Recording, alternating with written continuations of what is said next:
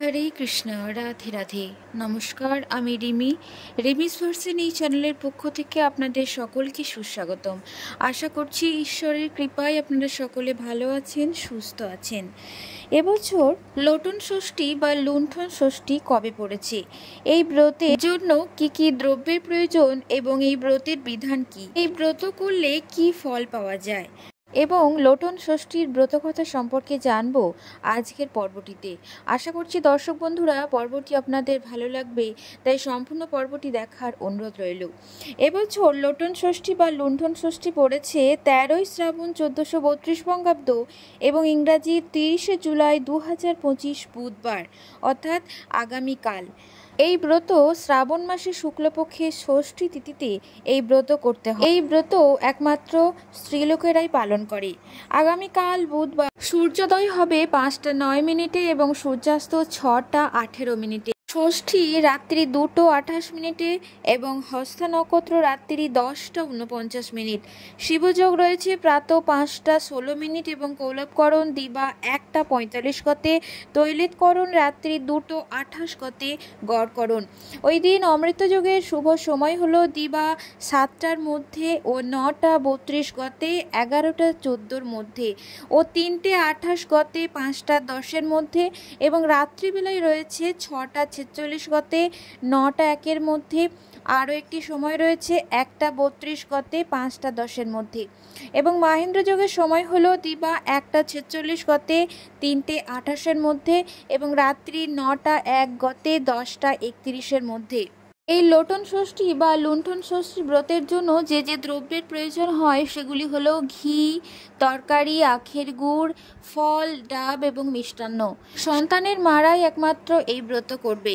নিজে পুরোহিতকে ডেকে নিয়ে এসে এই ব্রতের পুজো করাবে সন্তানের মারা। পুজোর দিন অন্ন ভোজন করবে না। দিনের বেলায় লুচি, তরকারি এবং মিষ্টান্ন খাওয়ার বিধি রয়েছে। রাত্রিতে ফল, মূল, মিষ্টি, ডাব খেতে পারে। ভাতের তৈরি কোনো জিনিস বা শস্য জাতীয় কোনো জিনিস সেদিন খেতে নেই।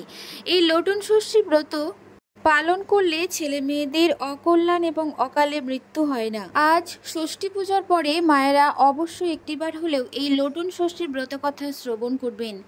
এক গ্রামে কাদম্বিনী নামে এক কায়স্থ ঘরের গিন্নি ছিল। তার ঘরে ছেলে, মেয়ে, নাতি নাতনিতে ভরা আর বেশ সুখের সংসার ছিল। শ্রাবণ মাসে শুক্লপক্ষের ষষ্ঠী তিথিতে খুব ঘটা করে তার বাড়িতে এই লোটন ষষ্ঠীর পূজা হতো। সেবার শুক্লপক্ষের ষষ্ঠী তিথিতে কাদম্বিনী তার বাড়িতে খুব ভক্তির সঙ্গে লোটন ষষ্ঠীর পূজার আয়োজন করেছিল। পাড়ার অনেক মেয়ে ও গিন্নি বিন্নিরা সবাই এসেছিল তার বাড়িতে পুজো দেখার জন্য। এদের মধ্যে আবার বিমলের পিসি বলে একজন মধ্যবয়স্কী স্ত্রীলোকও ছিল।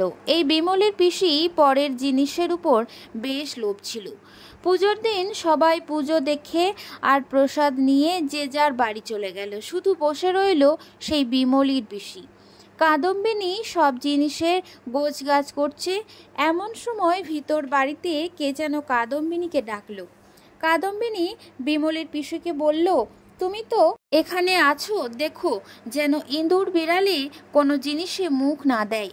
আমি একবার ভিতর বাড়ি থেকে আসি। বিমলের পিসি বলল, হ্যাঁ হ্যাঁ, তুমি ঘুরে এসো, আমি এখানে বসে রইলুম। কাদম্বিনী চলে গেলে বিমলের পিসি পুজোর সব জিনিসগুলি দেখছিল। এমন সময় তার চোখে পড়ল একটা ছোট্ট কৌটো।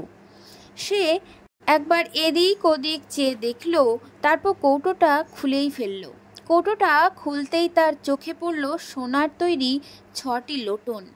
সে তাড়াতাড়ি 3টি লোটন তার থেকে তুলে নিয়ে কৌটোটা সবে বন্ধ করেছে এমন সময় কাদম্বিনী ফিরে এলো।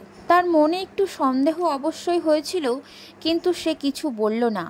বিমলের পিসিকে পুজোর প্রসাদ দিল আর বিমলের পিসিও তাই নিয়ে বাড়ি চলে গেল। কিন্তু সব জিনিস দেখে দেখে গোছবার সময় কাদম্বিনী দেখল যে কৌটোয় 3টে লোটন নেই। সে তক্ষুনি গিয়ে বিমলের পিসিকে চেপে ধরল আর বলল, 3টি সোনার লোটন আমার কৌটো থেকে উধাও হয়েছে, সেগুলো নিশ্চয়ই তুমি নিয়েছো, শিগগিরই ফেরত দাও। বিমলের পিসি কিন্তু কিছুতেই স্বীকার করল না যে লোটন 3টি সে নিয়েছে। কাদম্বিনী তখন খুব কান্নাকাটি করে মা ষষ্ঠীকে জানাতে লাগলো এই কথা আর কেঁদে কেঁদে বলল, হে মা ষষ্ঠী, যে আমার সোনার লোটন চুরি করেছে তাকে তুমি শাস্তি দাও মা, শাস্তি দাও। এর কিছুদিন পরেই বিমলের পিসি 3টে ছেলে খুব কঠিন রোগে পড়ল। কারোর আর বাঁচবার আশা রইল না। সেও সবসময় কান্নাকাটি করতে লাগলো। এর মধ্যে একদিন বিমলের পিসি একটা স্বপ্ন দেখল। স্বপ্নে ষষ্ঠী দেবী তাকে দেখা দিয়ে বললেন, তুই কাদম্বিনীর কৌটো থেকে সোনার লোটন চুরি করেছিস, তাই তোর আজ এই বিপদ হয়েছে। যদি ভালো চাস তো শীঘ্রই কাদম্বিনীর লোটনগুলো ফেরত দিয়ে আয়, তা না হলে তোর মঙ্গল নেই। স্বপ্ন দেখার পর বিমলের পিসির খুব ভয় হলো। সকাল হতেই সে কাদম্বিনীর বাড়িতে গিয়ে তার দোষ স্বীকার করে নাকে কানে খত দিয়ে লোটন 3টে ফিরিয়ে দিল। কাদম্বিনী সব শুনে বলল, তুমি খুব অন্যায় করেছিলে বিমলের পিসি। মা ষষ্ঠীকে তুমি চেনো না, আর কখনো এমন কাজ করো না। এখন থেকে মা ষষ্ঠীর ব্রত করো, তাহলে তোমার ছেলেমেয়েরা সব ভালো থাকবে আর তোমার সংসারে কোনোদিন অভাব থাকবে না। যাও, এখন তোমার বাচ্চারা যাতে শীঘ্রই সেরে ওঠে তার জন্য মায়ের কাছে মানত করো। বিমলের পিসি তখন কাদম্বিনীর কাছ থেকে ষষ্ঠী পুজোর নিয়ম জানতে চাইল। কাদম্বিনী বলল, প্রতি বছর শ্রাবণ মাসের শুক্লপক্ষে ষষ্ঠীর দিন 16 মুথুনিতে বাঁশ পাতা বেঁধে সেটি জলে পুঁততে হবে।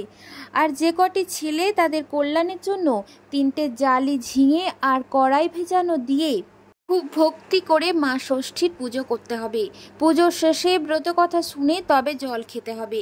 বিমলের পিসি সব শুনে তক্ষুনি বাড়িতে গিয়ে ঠাকুর ঘরে গিয়ে মাথা খুপড়ে খুপড়ে মা ষষ্ঠীকে বলল, হে মা ষষ্ঠী, আমার ছেলেদের বাঁচিয়ে দাও মা। আমি এখন থেকে সারা জীবন তোমার ব্রত পালন করব। আমার অপরাধ ক্ষমা করো মা। মায়ের দয়ায় বিমলের পিসির ছেলেরা অল্প দিনের মধ্যেই সেরে উঠল। তারপর থেকে বিমলের পিসি প্রতি বছর কাদম্বিনীর সঙ্গে এই লোটন ষষ্ঠী ব্রত করতে লাগলো। পাড়া প্রতিবেশীদের মুখে মুখে মায়ের এই পুজোর কথা চারিদিকে ছড়িয়ে পড়ল। তখন সকলেই নিজের নিজের ছেলে মেয়েদের কল্যাণের জন্য বছর বছর লোটন ষষ্ঠীর ব্রত করতে আরম্ভ করলো। যে মায়েরা এই ব্রত পালন করে তাদের কখনো পুত্র শোক পেতে হয় না। যে মায়েরা এই ব্রত পালন করে তাদের ছেলে মেয়েদের অকল্যাণ এবং অকালে মৃত্যু হয় না। এই ব্রতের নাম লুণ্ঠন ষষ্ঠী হওয়ার কারণ হলো ষষ্ঠীর লোটন চুরি বা লুট হয়েছিল বলে এই ব্রতের নাম লুণ্ঠন ষষ্ঠী বা লোটন ষষ্ঠী। আজ এই লোটন ষষ্ঠীর দিন মায়েরা সন্তানদের কল্যাণ চেয়ে অবশ্যই পুজোর শেষে ব্রতকথা শ্রবণ করবেন। ধন্যবাদ সকলকে। পর্বটি আজ এই পর্যন্ত ছিল। আবার দেখা হচ্ছে আপনাদের সাথে নতুন কোনো পর্ব নিয়ে। হরে কৃষ্ণ।